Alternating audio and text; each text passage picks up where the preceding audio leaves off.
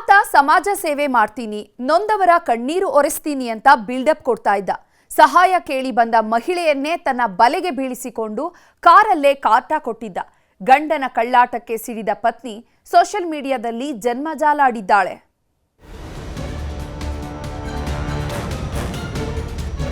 ಬೇರೆ ಹುಡುಗಿ ಜೊತೆಗೆ ಫೇರ್ದಾಗಿದ್ದಾರೆ. ಆಮೇಲೆ ಆ ಹುಡುಗಿಗೆ ಏನು ಹೇಳೋಣ, ನಾ ಮ್ಯಾರೇಜ್ ಆಗಿಲ್ಲ, ನಿನಗೆ ಮ್ಯಾರೇಜ್ ಆಗ್ತೀನಿ ಅಂತ ಹೇಳಿ ನಂಬಿಸಂದ್ರು. ಇವರು ಅವನ ಜೊತೆ ಅನೈತಿಕ ಸಂಬಂಧ ಹೊಂದಿ ಅವನು ನನಗೆ ಡೈವರ್ಸ್ ಕೇಳಿದ್ರು. ಹೆಂಡತಿಗಿದ್ರು ಮತ್ತೊಬ್ಬಳ ಜೊತೆ ಡಿಂಗಿ ಚಕ, ಕಾರಲ್ದೆ ಕುಚು ಸಿಕ್ಕಿ ಬಿದ್ದು ಪರದಾಟ. ಅಲ್ಲೆಲ್ಲೆಲ್ಲೆ ಅದೇನೇನ್ ಆಟ ಆಡ್ತಾನೆ ಶಿವ, ನೋಡೋದಕ್ಕೆರಡು ಕಣ್ಣು ಸಾಲ್ತಿಲ್ಲ ಬಿಡಿ. ಕಿವಳೆ ನನ್ನ ಹೆಂಡತಿ ಅಂತ ಶ್ರೀರಾಮನ ತರ ಪೋಸ್ ಕೊಡ್ತಾರೆ. ಕಟ್ಟ ಮಾಡಿದ್ರೆ ಮತ್ತೊಬ್ಬಳ ಹೆಗಲ ಮೇಲೆ ಕೈ ಹಾಕಿ ಲಕಲಕ ಮಿಂಚ್ತಾನೆ. ಅವಳು ಕೋಲ್ಡ್ ಕಾಫಿ ಕುಡಿತಿದ್ರೆ ಕಿವನು ಸೆಲ್ಫಿ ಮೇಲೆ ಸೆಲ್ಫಿ ಹೊಡಿತಾನೆ. ಈ ಡಿಂಗ್ರಿ ಬಿಲ್ದಿ ಆಟ ನೋಡೋದಕ್ಕಾಗದೆ ಕಟ್ಕೊಂಡವಳು ಬೆಂಕಿ ಚೆಂಡಾಗಿ ಬೆಂಡೆತ್ತಿದ್ದಾಳೆ. ಅತ್ಲಾಗೆ ಅವಳೂ ಬೇಕು, ಕಿತ್ಲಾಗೆ ಇವನೂ ಬೇಕು ಅಂತಿರೋ ಈ ಬಿಲ್ಡಪ್ ರಾಜನ ಹೆಸರು ಮಡಿವಾಳಪ್ಪ. ರಾಷ್ಟ್ರ ರಕ್ಷಣಾ ಪಡೆಯ ಕಲಬುರಗಿ ಜಿಲ್ಲಾಧ್ಯಕ್ಷ. ಸಾಮಾಜಿಕ ಸೇವೆ ಮಾಡ್ತೀನಿ, ಗೋರಕ್ಷಣೆ ಮಾಡ್ತೀನಿ, ನೊಂದವರಿಗೆ ನ್ಯಾಯ ಕೊಡಿಸ್ತೀನಿ ಅಂತ ಹೇಳ್ಕೊಂಡು ಓಡಾಡ್ತಿದ್ನಂತೆ. ಅದೆಷ್ಟು ಜನರಿಗೆ ನ್ಯಾಯ ಕೊಡಿಸಿದ್ನೋ ಗೊತ್ತಿಲ್ಲ. ಆದ್ರೆ ಮನೆಯಲ್ಲಿ ಹೆಂಡತಿ ಇದ್ರೂ ಸಹ ಮತ್ತೊಬ್ಬಳ ಜೊತೆಗಿನ ಲವ್ವಿ ಡವ್ವಿ ಮಾತ್ರ ಬಿಟ್ಟಿರ್ಲಿಲ್ಲ. ಮಡಿವಾಳಪ್ಪನ ಜೊತೆಗಿರೋ ಈ ಹೆಣ್ಣು ಮಗಳು ಸಹಾಯ ಕೇಳ್ಕೊಂಡು ಬಂದಿದ್ಲಂತೆ. ಆಗ ಅದೇನು ಮೋಡಿ ಮಾಡಿದ್ನೋ ಗೊತ್ತಿಲ್ಲ, ಬಲೆಗೆ ಬೀಳಿಸ್ಕೊಂಡವ ನಿನ್ನೆ ಮದುವೆ ಆಗ್ತೀನಿ ಅಂತ ನಂಬಿಸಿದ್ದ.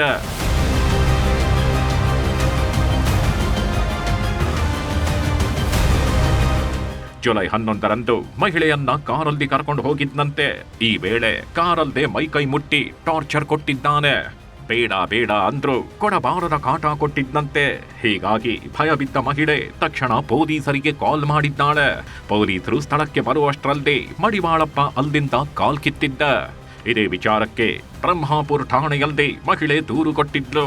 ಆದ್ರೆ ಈ ಕೇಸಲ್ಲಿ ಆಲ್ರೆಡಿ ಮಡಿವಾಳಪ್ಪ ಬೇಲ್ ಪಡೆದಿದ್ದಾನೆ.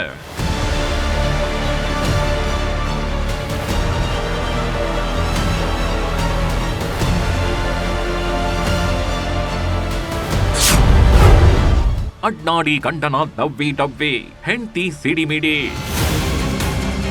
ಮಡಿವಾಳಪ್ಪನ ಮನೆ ಹಾಳ ಕೆಲಸ ಗೊತ್ತಾಗಿದ್ದೇ ತಡ.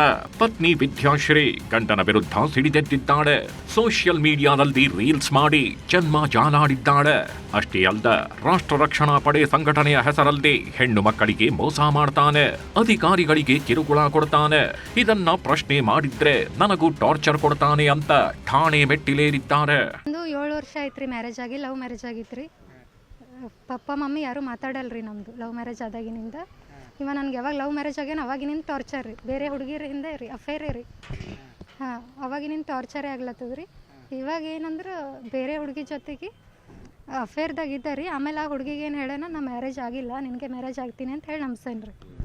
ಅವ್ರ ಮನೆಯವ್ರಿಗೆ ಹಾಗೆ ಹೇಳಿ ನಂಬಿಸೇನ್ರಿ. ಅವರೆಲ್ಲ ಮ್ಯಾರೇಜ್ ಆಗಿದ್ದು ಗೊತ್ತಿರಲಿಲ್ಲ ರೀ ಅವರಿಗೆಲ್ಲ.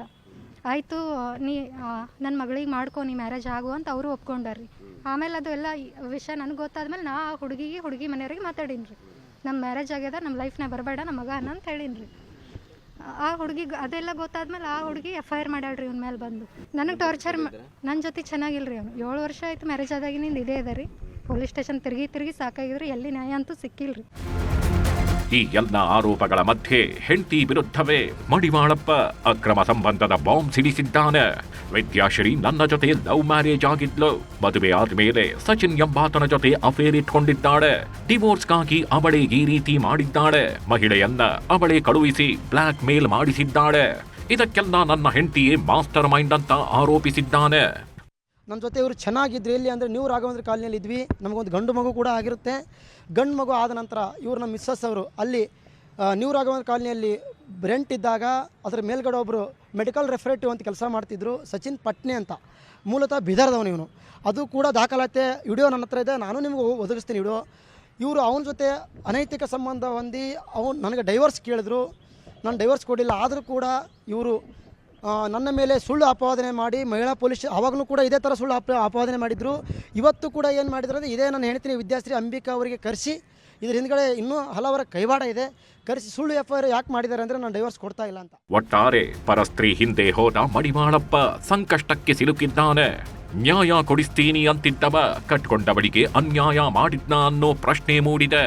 ತನಿಖೆ ಬಳಿಕವೇ ಮತ್ತಷ್ಟು ರಹಸ್ಯ ಬಯಲಾಗಬೇಕಿದೆ.